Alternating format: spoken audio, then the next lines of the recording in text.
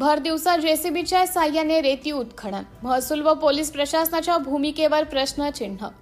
चिकना भामेवाडा घाट तसेच किरणापूर घाट परिसरात भर दिवसा जेसीबी आणि पोकलँड मशीनच्या साह्याने मोठ्या प्रमाणात रेती उत्खनन सुरू असल्याची गंभीर तक्रार नागरिकांकडून करण्यात येत आहे।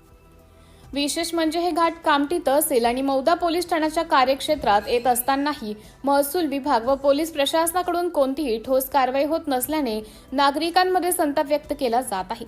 स्थानिकांच्या माहितीनुसार चिकना भामेवाडा घाटावर दिवसाढवळ्या रेतीचं उत्खनन सुरू असून रात्रीच्या वेळी अवैधरित्या रेतीची वाहतूक केली जात आहे। किरणापूर घाटातही पोकलँडच्या सहाय्याने मोठ्या प्रमाणावर रेती उपसा होत असल्याचं समोर आले आहे। यामुळे शासनाच्या महसूलला मोठा फटका बसत असून पर्यावरणीय संतुलन धोक्यात येण्याची भीती व्यक्त केली जात आहे। मौदा पोलीस ठाणे घाट परिसराच्या जवळ असतानाही अवैध उत्खननाकडे दुर्लक्ष केले जात असल्याचा आरोप नागरिकांनी केला आहे। महसूल विभागाकडूनही केवळ पाहणीपुरती भूमिका घेतली जात असल्याची चर्चा परिसरात सुरू आहे। 4 महिन्यांपूर्वी महसूल अधिकाऱ्यांनी अवैध रेती उत्खननाविरोधात धडक कारवाया करण्यात येत होत्या, मात्र सध्या त्या कारवाया थांबवण्यात आल्या आहेत। यामुळे प्रशासनाची भूमिका संशयाच्या भोवऱ्यात सापडली आहे।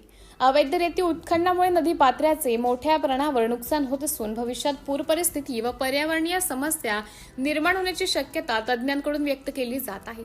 त्यामुळे संबंधित विभागांनी तातडीने संयुक्त मोहीम राबवून अवैध रेती उत्खनन व वाहतुकीवर कठोर कारवाई करावी अशी मागणी नागरिकांकडून होत आहे। 4 महिन्यांपूर्वी भरपूर कारवाई झाल्याने महसूल विभागात कोटी रुपयांची रक्कम जमा झाली होती, परंतु आता महसूल विभाग पाच घाटातील किंवा नागपूर भंडारा मार्गावर येणाऱ्या कोणत्या ट्रकवर कारवाई करताना दिसत नाही। नागरिकांच्या मनात आगळे वेगळे विचार महसूल विभागाच्या कर्मचाऱ्यांवर निर्माण होत आहे। तहसीलदार दत्तात्रय निंबाळकर यांना विचारणा केली असता सर्व प्रेसचे संपादक यांनी मंत्री महोदयांकडून सेटिंग करण्यात आली आहे। तुम्ही किती पण बातम्या टाका, तुमच्या बातम्या प्रकाशित होणार नाही असे तहसीलदार नागरिकांना सांगताना दिसले। त्यामुळे तहसीलदारांवर व घाट मालकांवर तात्काळ मुख्यमंत्र्यांनी कारवाई करावी अशी मागणी नागरिकांकडून होत आहे। सिटी इंडिया न्यूज साठी जिल्हा उपसंपादक अनिल ढोलवार, नागपूर।